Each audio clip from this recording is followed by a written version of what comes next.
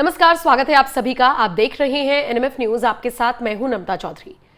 गाड़ी खरीदते समय रोड टैक्स तो देते ही हैं, फिर टोल टैक्स देने की क्या जरूरत है? टोल टैक्स का ये जो प्रावधान है, आखिर इसकी जरूरत क्या है? ये सवाल लगातार कई सारे बुद्धिजीवी उठाते हैं। हाल ही में एक पॉडकास्ट में सुप्रीम कोर्ट के वरिष्ठ अधिवक्ता ने भी इस मुद्दे को उठाया था और कहा था कि आम जनता के लिए टोल टैक्स को फ्री कर देना चाहिए। रही सही कसर उस वक्त देखी गई जब उत्तर प्रदेश के मेरठ में एक टोल प्लाजा पर एक आर्मी के जवान के साथ मारपीट कर दी गई थी। बहरहाल, इन सब के बीच आज जो खबर महाराष्ट्र से आपको बताने जा रही है वो आपको बड़ी दिलचस्प लगेगी, क्योंकि महाराष्ट्र सरकार ने एक बड़ा फैसला लिया है और कई वाहन चालकों के लिए टोल माफ कर दिया है। यानी ये वाहन चालक जब अपने वाहन को लेकर टोल प्लाजा से निकलेंगे तो इन्हें राहत मिलेगी, इनसे कोई भी टोल टैक्स वसूल नहीं किया जाएगा। अब सवाल उठता है कि आखिर किन वाहन चालकों को यह राहत दी गई है? तो आइए इस वीडियो में इसी पर विस्तार से बात करेंगे। दरअसल महाराष्ट्र सरकार ने इलेक्ट्रिक वाहनों को बढ़ावा देने के लिए टोल प्लाजा पर टोल माफ करने की नीति बनाई है।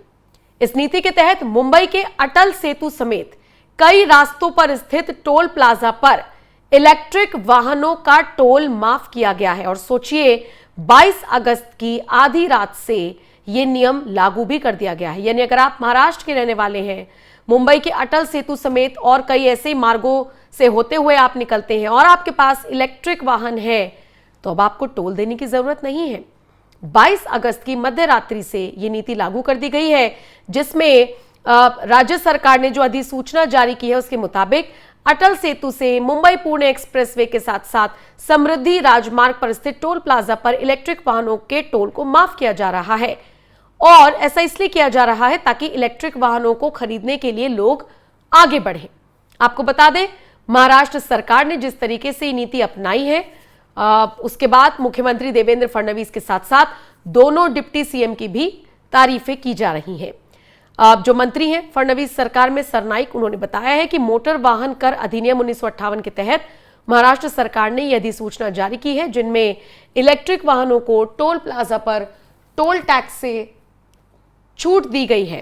कुल मिलाकर देखा जाए तो सरकार का ये जो निर्णय है ये निश्चित तौर पर कई सारे लोगों को पसंद आ रहा है, लेकिन अब मांग की जा रही है कि बाकी वाहनों को भी किसी न किसी तरीके से रियायत जरूर मिलनी चाहिए, क्योंकि अमूमन एक जो मिडिल क्लास फैमिली है जैसे तैसे वो गाड़ी खरीदती है, फिर उसके ऊपर से रोड टैक्स भी देती है, फिर मेंटेनेंस अलग होता है, फिर सड़कों पर निकलती है तो अलग से ये टोल देना पड़ता है। और सोचिए, पेट्रोल डीजल या सीएनजी का खर्चा अलग है।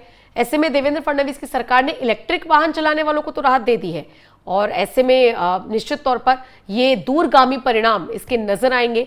आज से कुछ साल बाद इसके परिणाम देखने को मिलेंगे, जब लोग ये सोचकर इलेक्ट्रिक वाहन लेंगे कि चलो इस पे कम से कम टोल तो नहीं देना पड़ेगा। निश्चित तौर पर बहुत अच्छी पहल है और इसीलिए अब इसकी तारीफ हर तरफ हो रही है, लेकिन ऐसी मांग बाकी राज्यों से भी उठ रही है। फिलहाल इस खबर पर आपका क्या कुछ कहना है और क्या आपके हिसाब से आपके राज्य में भी, अगर आप महाराष्ट्र से इतर किसी दूसरे राज्य में रहते हैं, तो क्या आपके राज्य में भी इस तरह की कोई पहल होनी चाहिए? कमेंट सेक्शन में आप अपनी राय हमें जरूर दें।